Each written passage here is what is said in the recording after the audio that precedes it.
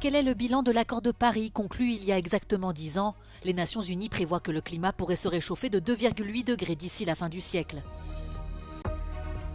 La Russie a lancé une attaque nocturne contre la région ukrainienne d'Odessa.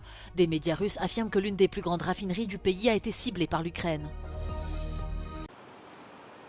Il y a 10 ans, jour pour jour, le 12 décembre 2015, les dirigeants de 195 pays réunis en France lors de la COP21 ont ratifié l'accord de Paris.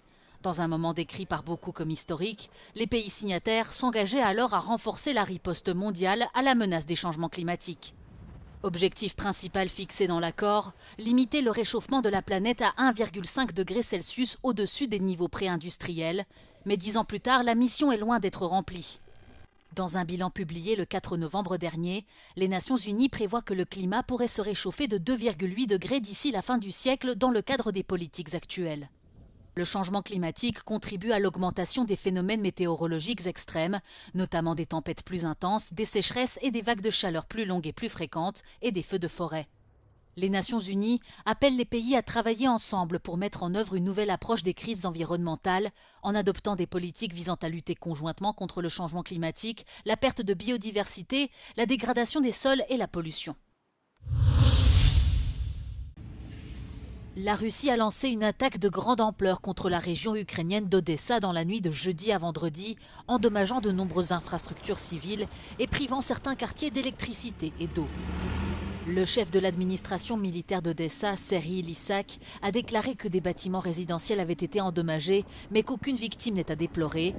Kiev accuse Moscou d'intensifier ses attaques contre les infrastructures critiques du pays avec l'arrivée de l'hiver, comme elle le fait depuis le début de son invasion de grande ampleur en février 2022. De nombreuses villes ukrainiennes subissent des coupures de courant prolongées. Dans certaines régions, l'électricité n'est disponible que 3 à 4 heures par jour. Plusieurs centaines de kilomètres plus loin, en Russie, des médias locaux affirment que l'une des plus grandes raffineries de pétrole du pays, Slavneftianos, située dans la région de Yaroslavl, a été touchée par une attaque de drones ukrainiens.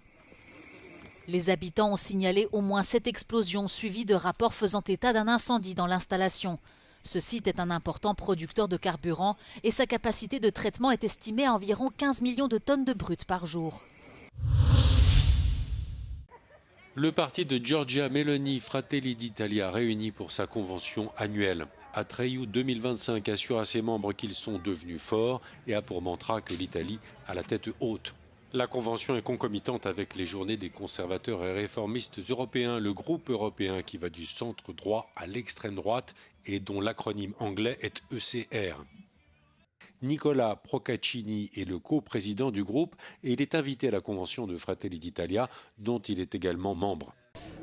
Credo che questo nuovo approccio, un approccio più pragmatico, più equilibrato, non ci sia soltanto sul Green Deal, credo ci sia su molti altri temi, penso all'immigrazione sicuramente, al governo dell'immigrazione, quindi alla capacità di distinguere l'immigrazione illegale da quella legale. Credo che ci siano alcuni valori che tornano ad essere più presenti, la necessità di tutelare le famiglie, di recuperare anche una cultura, una tradizione cristiana, religiosa, insomma credo che piano piano si stia, diffondendo un sentimento conservatore capace di riportarci all'idea fondatrice dell'Unione Europea. Disney signe un accord avec OpenAI et investit $1 milliard dans le groupe à l'origine de ChatGPT.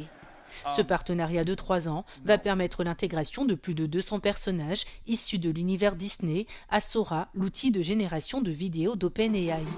Dans le cadre de cet accord, certaines vidéos Sora générées par les utilisateurs seront disponibles sur le service de streaming Disney+. Walt Disney Company devient ainsi le premier partenaire majeur de la plateforme en termes de licence de contenu. Lancé en 2024, Sora rencontre très vite un franc succès, notamment sur les réseaux sociaux. Un intérêt qui fait aussi l'objet de nombreuses critiques et inquiétudes liées au remplacement des œuvres créées par des humains, à la désinformation, au deepfake et à la question des droits d'auteur. Disney et OpenAI disent s'engager à utiliser l'intelligence artificielle de manière responsable en protégeant la sécurité des utilisateurs et les droits des créateurs.